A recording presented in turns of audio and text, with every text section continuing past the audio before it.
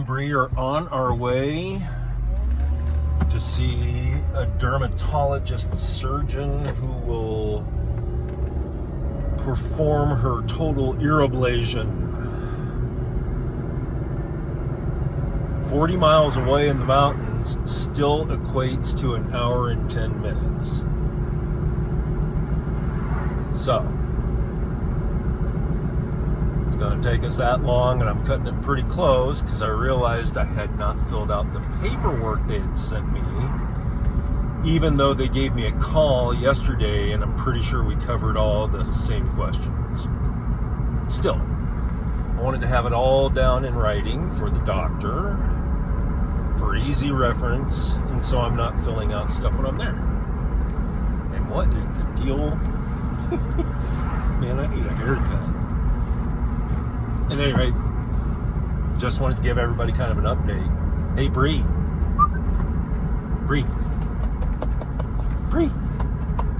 You're too busy staring out the window. There you are. Hi. You're doing really good in the car. Yes, you are. Oh, look at this. Look at this. Oh, what a cutie. Except for my hair. What's up with my hair?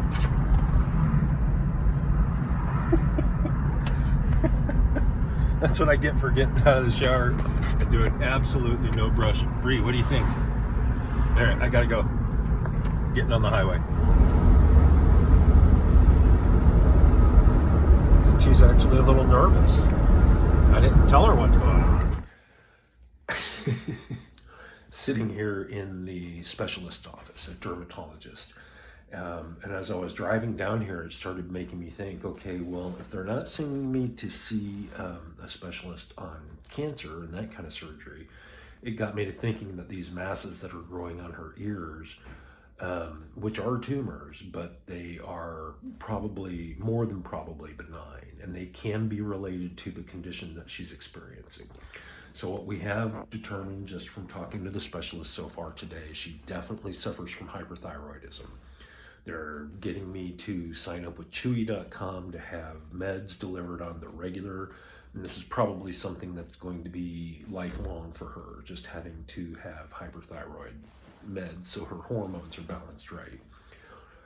It's unsure whether or not the hyperthyroidism is contributing to the messes on her ears.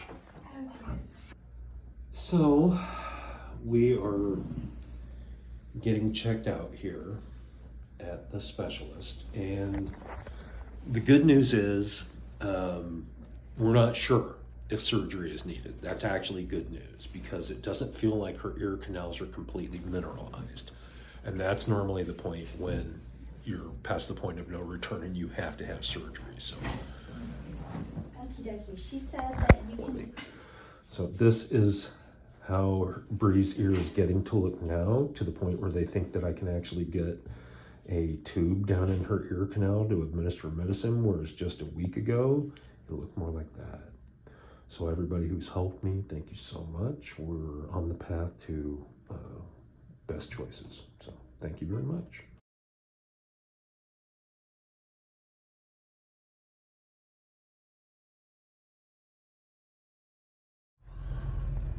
So I guess I am officially getting old. I gave a whole rundown of the prognosis and next best steps while I was in the observation room, or the room with Brie, and realized that it wasn't set to video after like a whole 2-minute spiel. So I'm gonna kind of do a quick update here and now. I'm actually in a very hopeful place. She felt Brie's ear canals and they are not completely mineralized yet. So she doesn't think that it's necessarily at a point of surgery. Brie's also definitely been, look at you. She's definitely been diagnosed with hyperthyroidism. She's got classic hyperthyroid symptoms. In the last 6 months alone, she's put on probably 10 pounds. And she's probably 20 pounds overweight, so some of that was before that.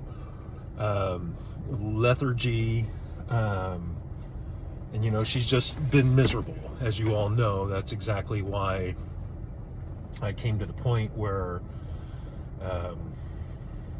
it was either to have her put down or not. The hope in my heart is now we're getting her on thyroid medication, and hyperthyroidism may actually be contributing to the ear problem.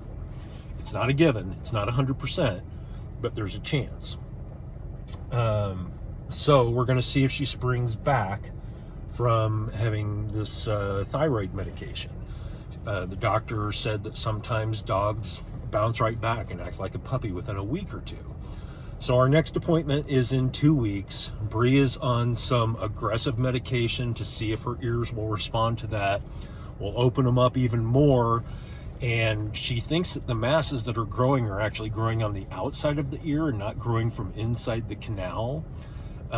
So if we were to do that TPAC, I think it's called, surgery to remove the entire ear canal, that wouldn't actually touch the masses that are on her ears. That would have to be something that's done completely differently. That may actually be something that can be done by her general vet with a laser. And as a matter of fact, the doctor and I had discussed the possibility of that happening. She isn't able to do the ear canal surgery, but for a mass, she can just laser that off, which would save me a trip driving down here an hour away in Greenville. So there's a 50-50 chance that she's going to respond to this medication. And if she does respond to this medication, it could be extremely good, to the point where her ears are getting better and she feels a lot better and she's acting like a puppy and she drops a ton of weight and stuff like that.